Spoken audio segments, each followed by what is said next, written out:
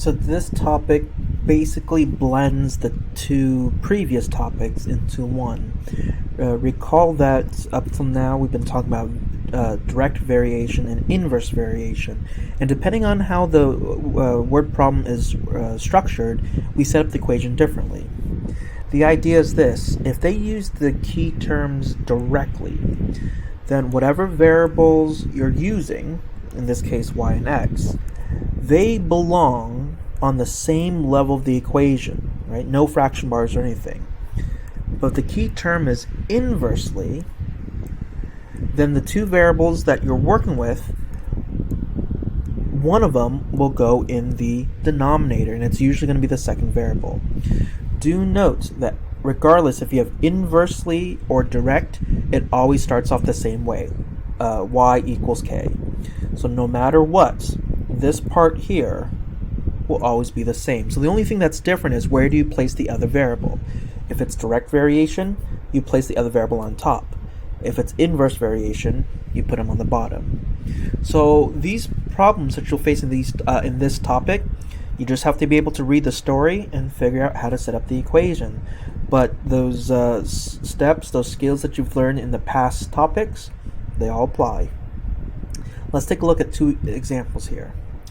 So, the resistance of a wire varies directly. I'm going to stop. The moment I see varies directly or varies inversely, those trigger words, I'm going to set up my equation. What variable do they start with?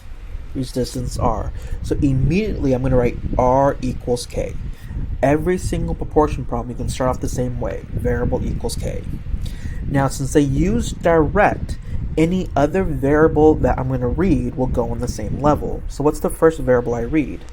Directly as its length L. So I'm going to put L in the numerator. But they use a second trigger word, inversely. Inversely tells me there will be a fraction, and anything that I read after it will be in the denominator. Well, what is it inverse of? The square of the diameter d. So we have to know that's the diameter squared. So once I have the equation set up, they're going to give me one batch of information to solve for k, and then the second batch of information to actually solve the question. So let's read the first batch of information. We have 1.2 meters long, 0.005 meters in diameter, resistance of 140 ohms. So hopefully, the story sort of tells us what each piece is, but in case you need to see it, this is clearly the length, this is the diameter, and ohms is the resistance because it said resistance. So we're going to plug everything in. Resistance was 140, L was 1.2, D was 0.005 squared. So at this point you just basically solve for K. So I'm going to multiply both sides by 0.005 squared. That's 140. 0.005 squared equals 1.2k, and then divide out the 1.2.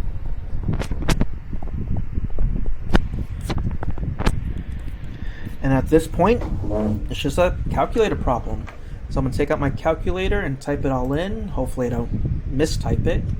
So 0.005 squared times 140 divided by 1.2.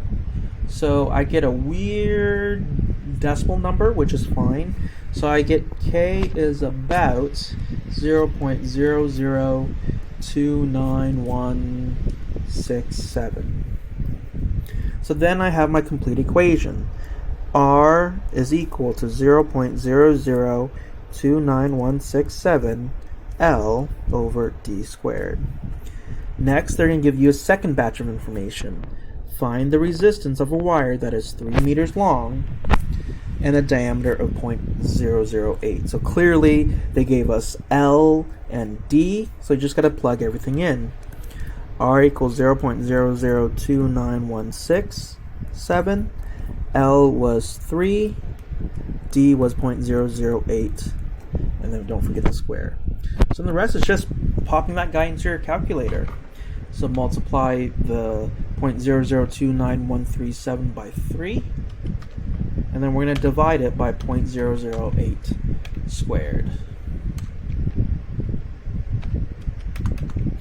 And that gives us 136.71875 ohms.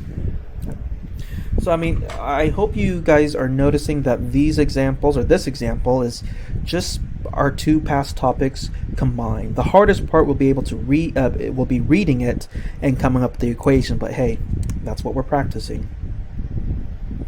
Just because I didn't want to leave you with just one example, let's take a look at another example here. The pressure P of a sample of a gas is directly proportional. So I hear the trigger word directly proportional. So I'm going to immediately start with variable. Let's start with P equals K.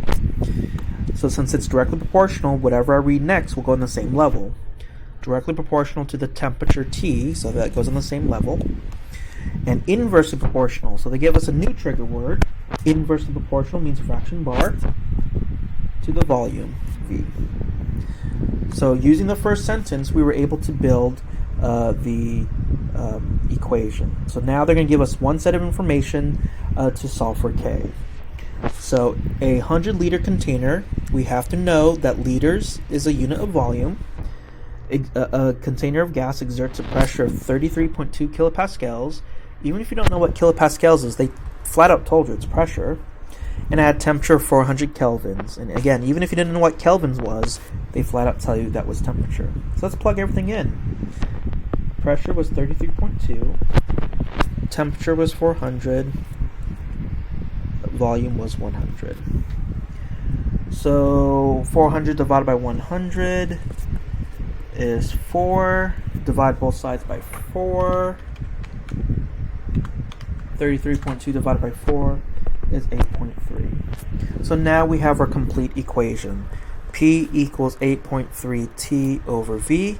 So let's go ahead and read the second batch of information. So the second batch of information says if the temperature was raised to 500, oh, there should not be a J there, 500 Kelvin, so that's clearly a temperature. And the volume was decreased to 80, well, that's clearly a volume. What would the pressure of the gas be? So just plug in the T and the V that they gave you. P equals 8.3, temperature is 500, over your volume, which is 80. And then the rest is just calculator work. 8.3 times 500 divided by 80 is 51.875 kilopascals. So this topic should be a little bit easier and faster if you've mastered the previous two topics, because it literally is just putting both together in one problem.